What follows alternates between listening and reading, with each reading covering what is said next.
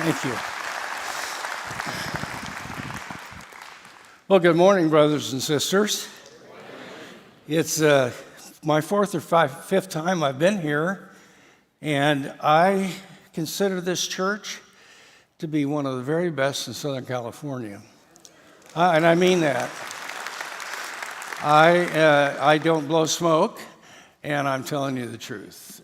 You've been faithful for so many years, and I just love it here. If I lived closer, I'd come to this church, but I don't want to drive that far. Okay.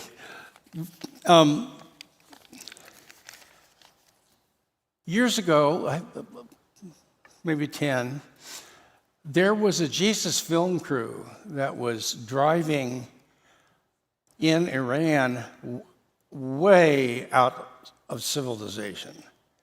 And there were a couple of very remote villages that they wanted to try to show the Jesus film to.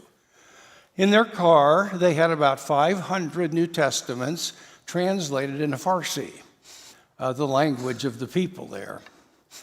And so they were driving up this mountain drive, and all of a sudden, the steering wheel jerked to the right and froze, and the car went into the ditch up against the mountain, and they slammed on the brakes, and bam, there they were. The car wasn't working, and they were literally in the middle of nowhere. And it was shocking. All of a sudden, there was a knock on the window of the car. And they looked outside, rolled the window down. It was an old gentleman that was a Muslim. And the man said to them, "Where are our Bibles?" They said, "What do you mean?" "What do you mean?" Because they had 500 Farsi New Testaments. He said, "Last night, my village, which is just up the road, I had a vision last night. I'm a Muslim man, but I had a vision of Jesus. And he told me that I was to follow him and to confess my sins to him because he had died for me. And he told me that I was to come to this place in the road the next day, and he would supply for us Bibles that we could give to the people in the village."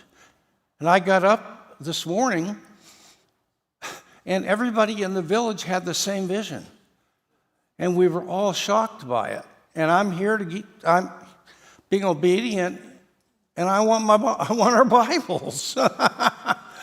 And they had enough translated New Testaments for that village to everyone get a Bible. And they showed the Jesus film to them, and it was unbelievable. Now I want to ask you a question. What do you make of it? Do you think that was an act of God? Or do you think, I don't know, 50-50, it really doesn't matter to me. I've got my life and my problems, not interested in that. Or are you somewhat skeptical and saying, I hear these miracle stories and I don't know, I'm inclined just not to believe them.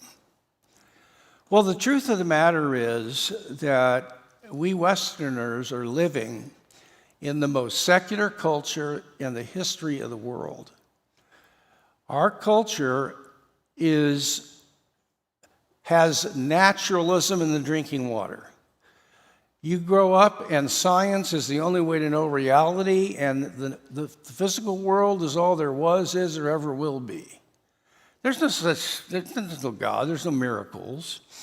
And that's affected us. Now, we believe in God, but we're still skeptical and sometimes even a little bit embarrassed about miracles. I talked to a woman after the first service this morning who had an incredible miracle happen to her. And she told her friends, and they thought she was crazy. And so now she's embarrassed and doesn't tell anybody about what happened to her. Now, this has had this kind of skepticism, this weakening of our anticipation of God acting, our faith and trust in God intervening and helping us is weaker than it used to be. Our hope is weaker. And this has had, obviously, dramatic implications on our country and on the church. And the question is, how can we diagnose what's going on in order for us to find a solution to this problem, which I'm going to share with you in a little bit? Well, I want to read something to you by a sociologist at Notre Dame who studied why Christians were having doubts and defecting from Christianity. So let me read. If you had to guess, what would you identify as the most prominent source of doubt in America today? Is it insights from the Bible? Or science, rather? Is it incredulity about the Bible? Or is it in the intolerance of Jesus' claim to be the only way? Smith says none of these are even close. In his study of doubt and defection from Christianity, Christian Smith claimed that far and away, the chief source of doubt came from God's apparent inactivity. He doesn't perform very many miracles around here anymore. His indifference, you pray and pray and pray, and he still doesn't heal the person you pray for. Or his impotence in the face of tragedy and the apparent lack of God's intervention in daily activity. In other words, it's a doubt and suspicion that miracles just don't happen. And what we have is a deistic religion, not a religion with a God who intervenes into the world. Now, this is a hard thing to bring to life. And what I want to do is I want to strengthen your anticipation, because I used to be in that place. But there were some things I learned that have strengthened my trust and faith and my expectation that God will act and perform miracles. I still have growth to go. Don't hear me saying I've got this wired, by no means. But I've learned some things. I'm 78 years old. I should have learned something by now.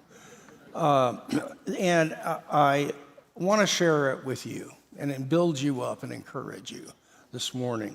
And there are a lot of ways to grow your faith and your expectations of that God is about to do something, and your hope, aren't there? A lot of different ways. But there's one way to do it that I caught on to about 15 years ago. And it changed my life completely. It really has. And the church has forgotten about this. And here is the way, another way to help strengthen your confidence in God and your hope that He will show up. And it's this. You need to be exposed to credible miracle stories in either reading or in sharing and hearing testimonies of others for your confidence to grow. Because you see, if you hear or read about miracle stories that are credible, it's going to strengthen your faith. And you're going to realize that you don't live in a non-interventionist world. God is intervening every day all over the world. So here's what I want to do. I want to, first of all, help you understand how to tell the difference between a miracle and a coincidence. That's very important for you to know how to do that. And then secondly, I'm going to share with you 5 different kinds of supernatural miraculous activities. I'll only cover 3 or 4 of them, but I want to lay them out for you. And then I'm going to finally say a word about why we don't always see God do things. And then I've got a challenge to you at the end that I think you're going to really enjoy. So let's get started. How do you tell the difference between a coincidence and a miracle? Well, in the world, excuse me, we have two different kinds of causes. Causes produce effects. And the first are just physical, natural causes. And the flash of lightning hitting a tree and splitting the tree, and the limb falling off the tree and knocking a rock off the cliff and squashing a squirrel. That's just a natural event. Okay? That you could explain it through causes causing other things according to the laws of nature. But there's another kind of event that is caused by an intelligent, free agent who did something voluntarily for a reason. So I used to tell my kids to help them to not be worried about atheism. I'd give them atheist arguments. So we'd walk in, and we were going to have some of our friends that are Chinese for dinner, and my wife had set the dinner table with these little things where you put the tea in, and she was cooking Chinese food. And I said to my daughters, and they were both around in elementary school, I said, do you want to know what happened? You see that on the table? The wind did that. I opened the door and the wind blew those dishes together. Do you think the wind could do that? That was the way evolution would have said. Oh, it's a little more sophisticated than wind, but it's the same principle. I said, no. Well, I said, how do you think caused that? Mom did, Dad. Okay, so a person had to make that, didn't they? Well, you can tell the difference. And there's a scientific principle that is used in forensic science, archaeology, and a number of other sciences that can be applied to our Christian lives. And it's called the design filter. Now, I want you to stay with me because I want you to get this. And I'm going to explain this to you, but I'm going to state it first, and there may be a little fuzzy, but then I'll illustrate it and you'll get it. So the design filter is a way to tell when an event is the result of a person, a free agent that acted rationally for some purpose. This is how you can tell. If the thing you're thinking about satisfies two conditions, there is no doubt that it was done by a person, an agent, either a finite one or an infinite one. Okay? And the first one is this. Whatever the event that took place, it has to be highly improbable. I mean, I guess when I pray if God will make sure the sun rises tomorrow, I guess he could actually intervene and cause the sun to rise. But I wouldn't know that. How would I know? I think it's probably the case that sun would have risen if I'd not prayed anyway. I mean, I think God's got it set up so the laws of nature, and nature itself controls these things, okay? So it has to be something improbable. The bad news is that improbable things happen all the time. So while it's necessary that the event be unlikely, it isn't enough. It's got to have something else, and that's the second condition. And when these two are together, it's virtually a done deal that it was the result of a person, an agent. And the second condition is that there's got to be something special about that event besides the fact that it happened. There's got to be something special about it besides the fact that it happened. Now, let me illustrate. Suppose you and I are playing bridge. I don't know how to play, but let's suppose we were playing. We had a $500 pot that one of us is going to win. We were going to, of course, give it to charity after we went to the Indian gambling place. But so we deal. I'm the dealer, and I deal myself a perfect bridge hand on the very first deal. Now, was that a coincidence, or was it done on purpose by a rational agent, namely cheated? Did I cheat? Well, was my hand improbable? Yeah, I don't know how many cards you get, 12 or 13. And it was very improbable. But your hand was as equally improbable as mine. That you would get those exact 13 cards dealt to you in this game was very improbable. That you'd get some hand or other wasn't, but that you'd get these specific cards was improbable. So improbability is necessary, but it needs to be special. Now, your hand does not raise any suspicion. Why? Because it's not special. It's just some hand or other. My hand is special independently of the fact I got it, because the rules of bridge say that if anybody gets that hand, they win. So my hand is special according to the rules of bridge. It's a winner, and yours isn't. So it's pretty clear that mine was improbable, but there was something special about it. The conclusion would be that I cheated and did it on purpose, or that the guy killed his wife and wasn't an accident. They used the same principle.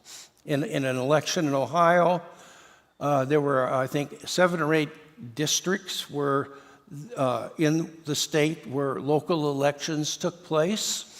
And there were 7 or 8 parties, all kinds of parties, that were in each district. And when the ballots were produced, the Republican candidate was the first candidate on all the ballots in all those districts. Now, the likelihood of that happening is extremely low. And the Democrats sued the ballot maker in court and won because of the design filter. And here's what happened. That outcome, that the same party would be the first on all the ballots, even if it was the Green Party or what have you, is highly improbable. So we got that. But was it special? Oh, yeah. Because it was the Republican that was in charge of producing the ballots. And we know that people will vote more frequently for the first candidate than any other candidate. So the Republican made the ballots so that the Republican candidate was first, and that would help them win the election. It was the combination of the unlikelihood of this happening and it being special, besides the fact that it happened, that indicated it was done on purpose by a rational agent, and this guy cheated, and he lost the court case and was fined $100,000 or whatever it was. Now, this is how you tell.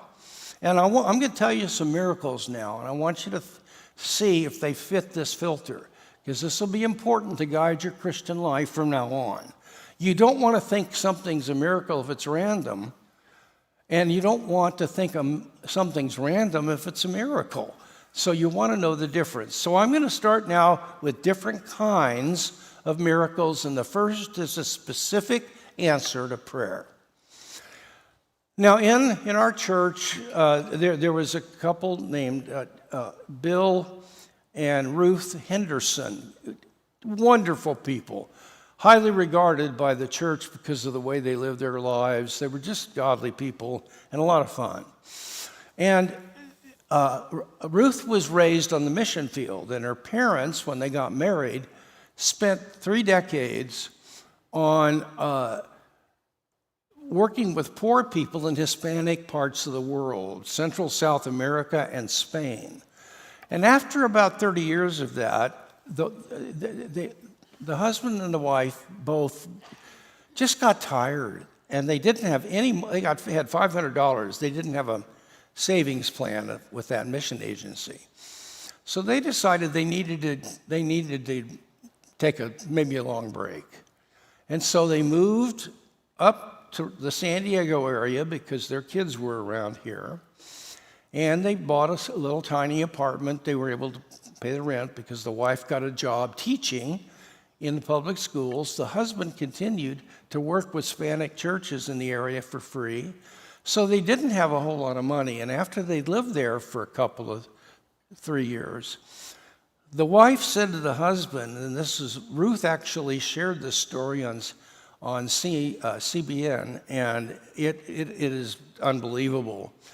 But what happened was the wife said, I've lived in grass huts and rat-infested buildings and all kinds of bad places to live, and now we live in this little apartment that's old, and I would like to have my own home someday before I die.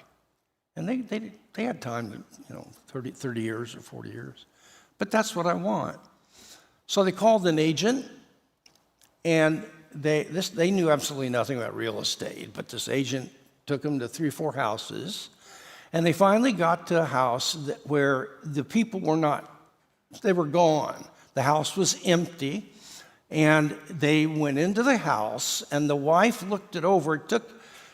I'd say they were there for about 30 minutes total for the whole thing, because she said, this is the house that I've envisioned. I want this house. This is what I'd like for God to give us. I think he wants us to have it. So the agent said, that is really exciting. Now you're going to need a $20,000 deposit, and the house is $220,000. This is in the 80s. Well, they had no clue about real estate. Okay, so we can't pay that. If we thought that we could we have $500 in savings and then I have a little salary and we could make it. No, I'm so sorry. Well, they were obviously heartbroken, and at that moment there was a knock on the door, and the agent said, "Excuse me," went to the door, and there were 2 guys that were standing there. As I said in the other service, they weren't Mormons or JWs, so. But they said, is the owner here? And the agent said, well, there's a couple that is thinking about buying the house. May we speak to them? Well, of course. So they came in, and Ruth Henderson's mom and dad were there, and he said, now listen, if you get this house, I got a deal. We got a deal for you. We'd like to put a cell phone tower in your backyard. Now listen, we're going to make it look like a palm tree. It's not going to be an eyesore. It's going to be really nice looking.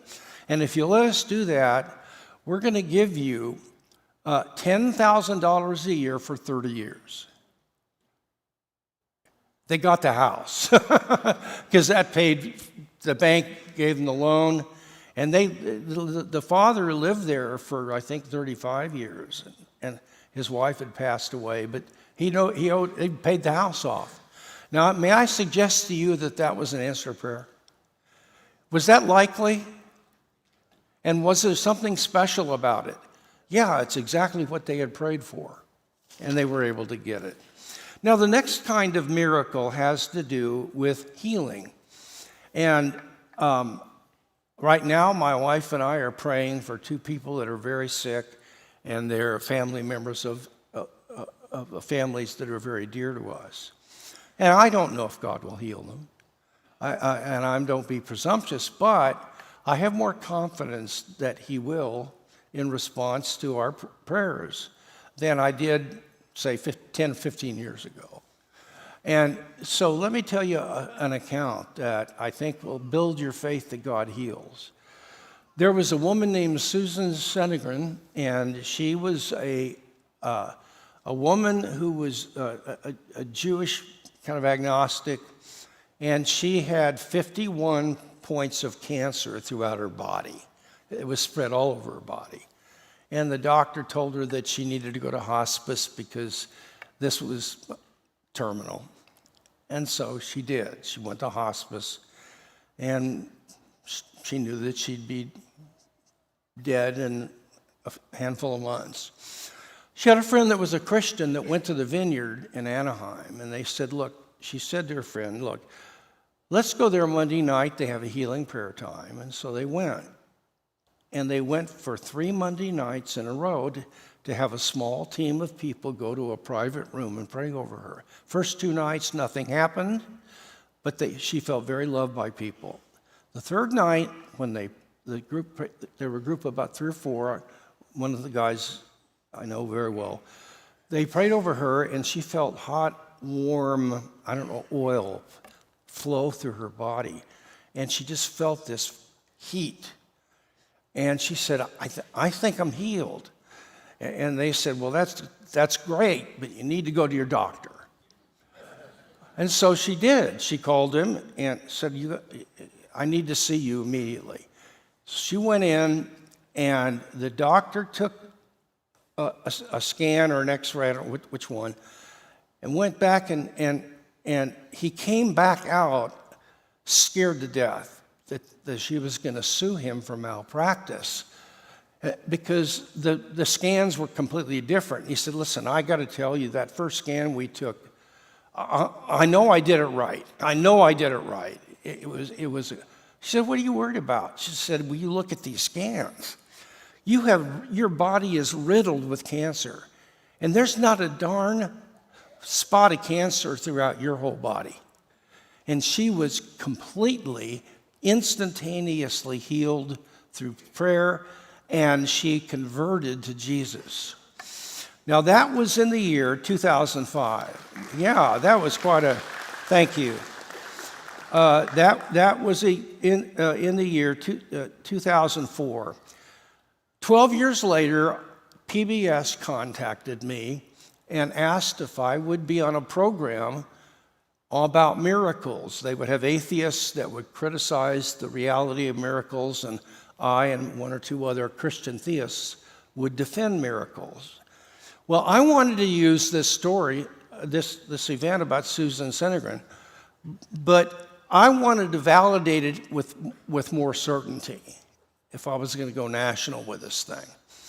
And so I talked to one of the guys that ran the healing ministry, who was a part of the team where she got healed.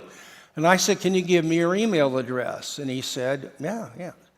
Now I've got all this in a file folder at home, so you come to my house, I'll show you. So I emailed her. And I told her the story that I heard and that I'm going to use it on PBS, but I need to know, did this really happen to you like that? She emailed me back and said, did it happen to me? I'm telling you, it happened exactly like that. And I was healed of cancer, and I have not had a touch of cancer for 12 years. And I have been walking with Jesus for 12 years and a part of a Messianic church, and I was completely healed by the people at the Vineyard who laid hands on me. Now, I want to suggest that really was a healing, and I actually used it on the PBS show. And it's hard to know what do you do with that? Was it unlikely that she would get healed? Yeah, by that point, the doctor said, you're terminal. Was it special? Yeah, because her healing was exactly what had been prayed for. And it was the fact that what happened matched what the people were praying about that made it special and makes it beyond any doubt that God performed a miracle there. You don't have to guess that he did. He did. It's a fact.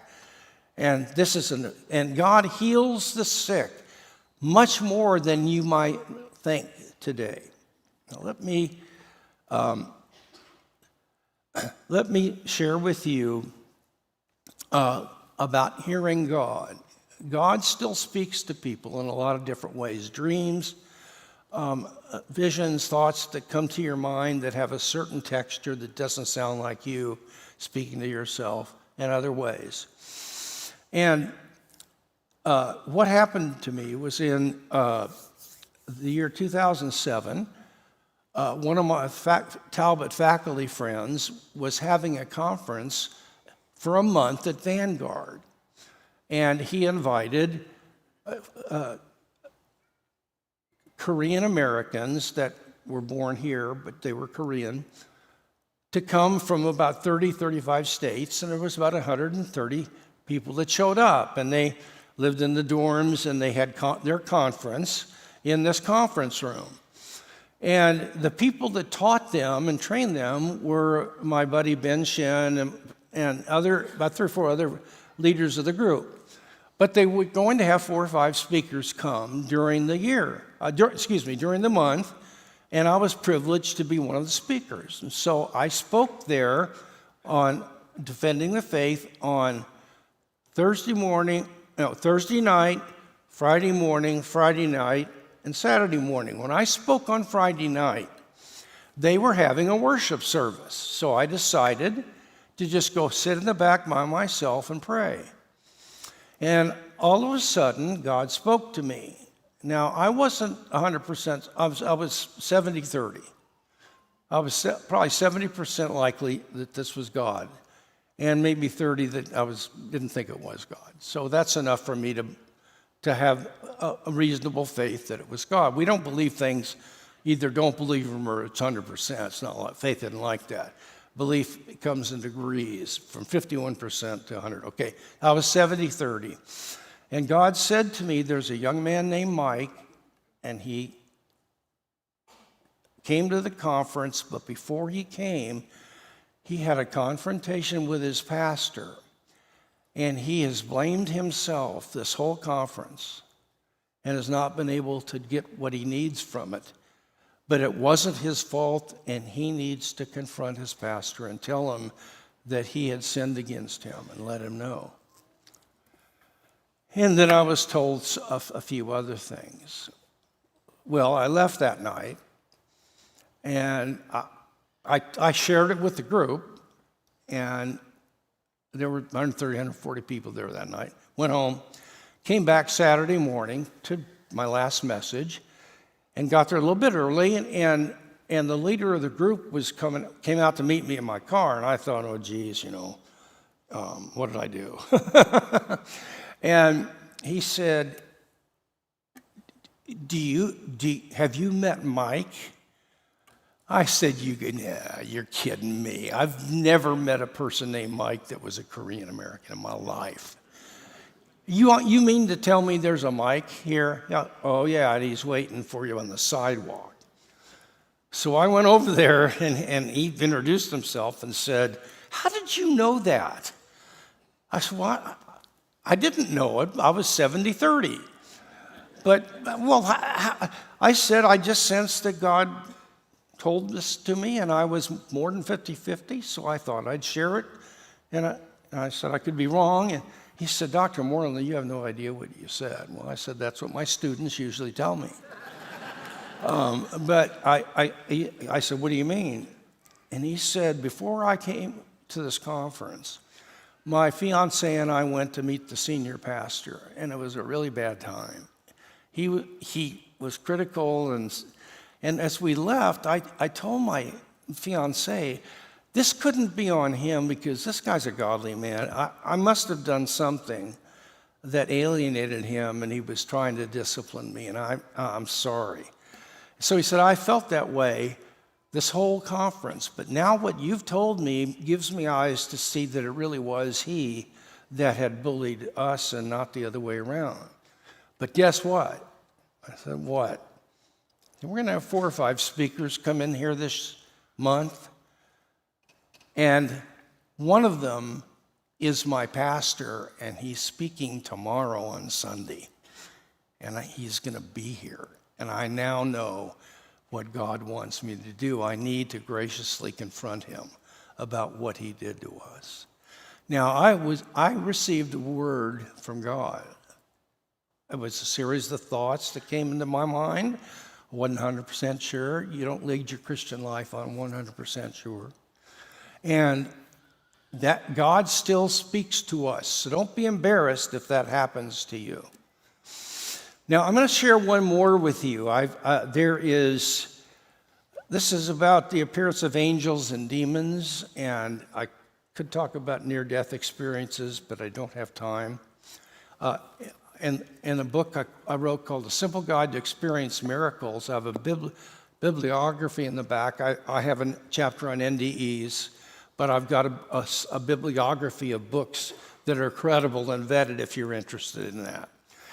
Now, I preached here 4 years ago, and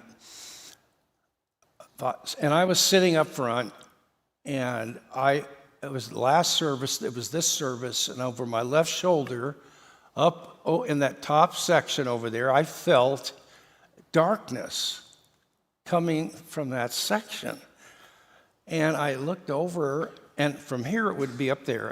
And then God spoke to me in a way that I could discern from practice and blowing it and missing it. And he said, there's a woman there that is going to kill herself today. She doesn't go to church, but she decided to come here just to try church before she ended her life. I want you to get up in front of the congregation and share what I've told you. And I want them to raise their hands toward that section and pray for her. And then you invite her to come and see you after the service. So I got up and I shared what had happened. I took a risk, but I thought it was God. I was fairly convinced, willing to be wrong. And I said that, and everybody turned around, and the lady didn't stand up, so she was anonymous, but we held our hands up and prayed over this. Now, if you want to check this story out, ask Cody about it, because he was there when she came to see me afterwards. So after the service, this gal comes up to me and she says, I'm the woman, Dr. Moreland. I said, really? She said, yeah, I was up in that right section, high section, and I was going to kill myself this afternoon. I had it planned and everything. I thought, I'm going to go to church. I don't ever go just to see what it's like. And God told you what I was going to do. I can't explain this any other way. And Cody was listening, and I said, Cody said, would you hold off doing anything and meet me next week? Let's schedule a date, Wednesday, Thursday, and I've got some thoughts for you that I think are going to elevate your desire to live. Well, he led her to Christ and started discipling her, and I called him a couple of years later, and I said, is that lady still around? He said, dude, she still goes to our church. She loves Christ, and that was a miraculous event of experiencing a demonic presence and details about what he was doing to drag her down to kill herself. And it came true. And there were witnesses. Some of you may have been there when that happened. But this church was full when I spoke it out, and Cody heard her. So there's no doubt that it happened. Now, I'm going to say one other thing, and then I'll close. About angels. I have 3 angels right now that are guarding me. They're around me, and they protect me everywhere I go. So do you. You have angels. You may have more than I do or less. God doesn't favor any of us. You have angels that are around you all the time. Now, here's how I know that, because the evidence I'm about to give you would be judged beyond reasonable doubt in a court of law, and that's the defense. And here it is. I've had 6 different people around the country tell me the very same thing they saw. And it was what I'm going to tell you. And I'm going to share 4 of those. And the first one was in 2005, I went up to Seattle to speak at a conference Friday night and Saturday. It was Defending the Faith conference. After I was finished, everybody went into the hors d'oeuvre room to get some snacks, and this lady came up to me and said, Dr. Moreland, I enjoyed your talk, but I wanted to let you know that while you were speaking, I saw 3 angels standing around you. There was a tall one behind you and 2 short ones on either side. And I thought to myself, get her out of here. I thought she was crazy. I got out of there. I said, thanks a lot, ma'am. And I got out of there. You never know what people, they should have a gun. You never know about these things. And so I said, who is that gal? The pastor said, apart from the staff woman that works with women, she's got the best ministry in the church. Well, at least I knew she wasn't lying. But I thought she may still have some kind of a neurosis of some kind. I certainly did not believe that there were angels around me. Fast forward from May to September. School had started at Biola the last week of August, and I was teaching a metaphysics class in a particular classroom. And about the 3rd week of September, I get an email from a guy named Mark Stepp. Mark was a grad student. He worked in student recruiting. I've seen him recently. He's a pastor now. I get an email from Mark, and he said, hey, JP, I've been wanting to send you this email. but I just couldn't do it. And I asked your teaching assistant, Gary Osmondson, and a couple of the other guys. And they said, you need to send it to the prof. He isn't going to make fun of you. Just send it to him. And he said, and in this email, he said, while you were in class teaching metaphysics, for 10 to 15 minutes, I saw 3 angels appear and stand around you. And if you'd like to talk about it, I would really love to. I called him, and he said, get your hind end over here now. And he came, and by the way, that could have been funny, but nobody seemed to appreciate it. So what I said, do you see angels fairly typically? Because I thought maybe he was just a little kooky. Although he's a good student, smart guy. And he said, Dr. Moreland, I've never seen an angel in my life until now. And he said the other day, you were up there and there were 3 angels that appeared for about 10 to 15 minutes. They were white-robed. I could not see faces, but I drew it for you. And I've got all this in a file folder, his email and the picture and everything. And there was a tall one behind me and 2 short ones on either side of me. And I never said anything about this Seattle lady. I thought she was a kook. Now that's 2 times in a row that people have seen the same thing. Now there were 2 others that I'm not going to mention, but there are 2 others I will mention because of time. In 2015, I got a phone call from a lawyer. He was not a student at Biola, but he knew that I'd struggled with anxiety, and he was having problems with anxiety, and he said, Dr. Moreland, I'm not a student, but I would, please, if you have an office hour, if I could just come and meet with you, I'd really, so I said, of course, come. So he came to my office, and we had an hour together, and I said at the end, do you mind if I pray over you? And I please do. And I said, would you get on your knees, and I'm going to lay hands on your head. And so he did, and I laid my hands on his head and prayed against the anxiety and prayed for the Spirit to protect him and so on. And he left, and we had a wonderful time together. And that was, I think, around November. That summer in July, I get an email from this lawyer. Like I said, I've got all these, I can prove this. And he said, you're not going to remember me. I was the lawyer, and I came to your office. Well, I remembered him. And he said, but I've been holding something back from you for all these months because I've been really afraid and embarrassed to tell you. So I'm going to tell you, and please realize I'm not making anything up. I'm just telling you what I saw. And if you need to talk to me, which I did. And he said, when I got on the floor, I had my eyes closed, and you were praying for me. And he said, I felt presences come in the room, and I opened my eyes, and Dr. Moreland, I swear, I saw 3 angels standing around you, a tall one behind you, and a shorter one on either side. They were guarding you as you prayed over me. And I can't get it out of my mind, and I had to tell you because I thought that's what I was supposed to do. That's number 4 that I'm it's one of the numbers that I'm going to tell you. Okay.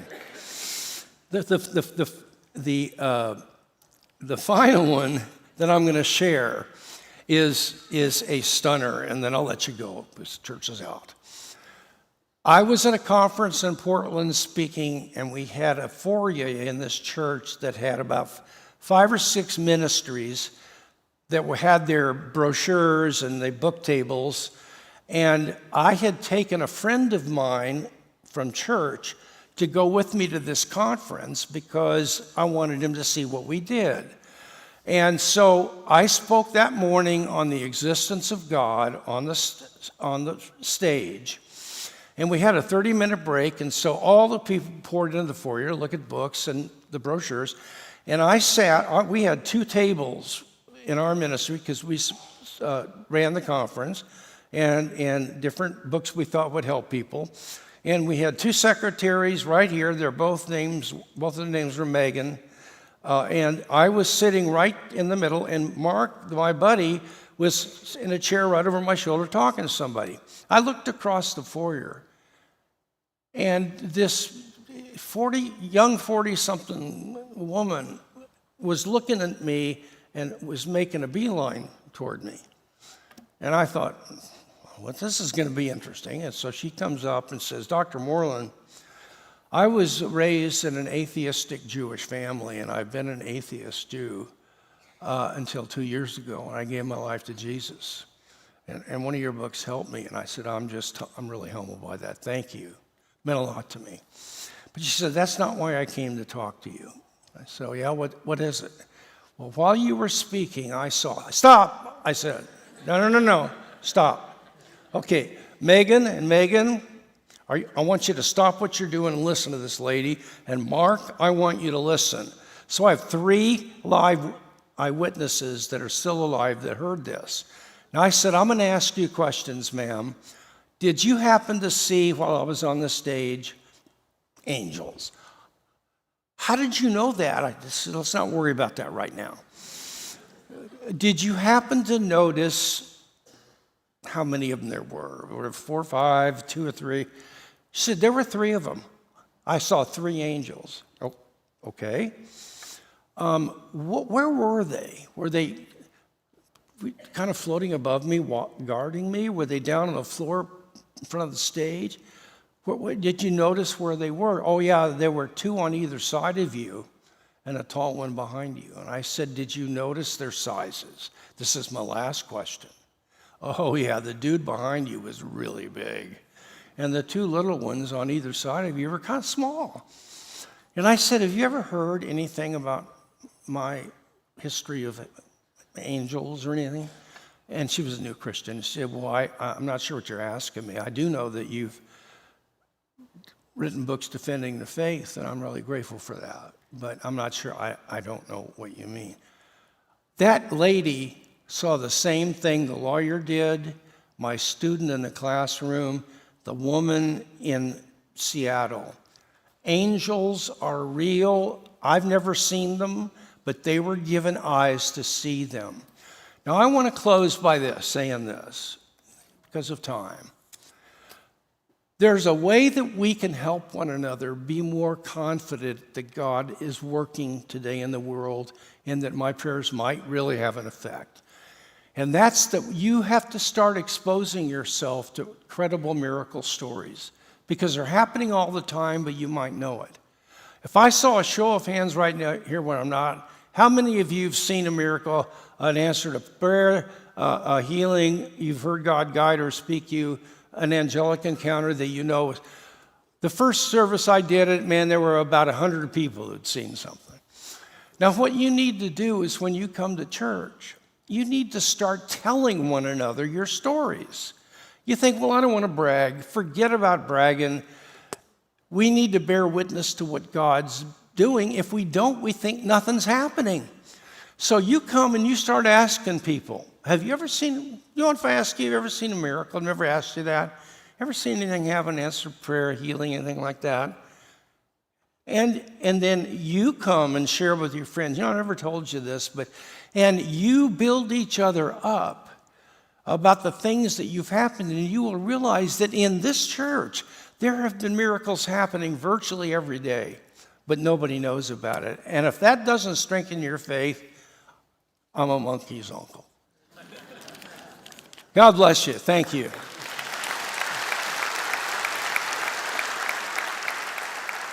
Thank you.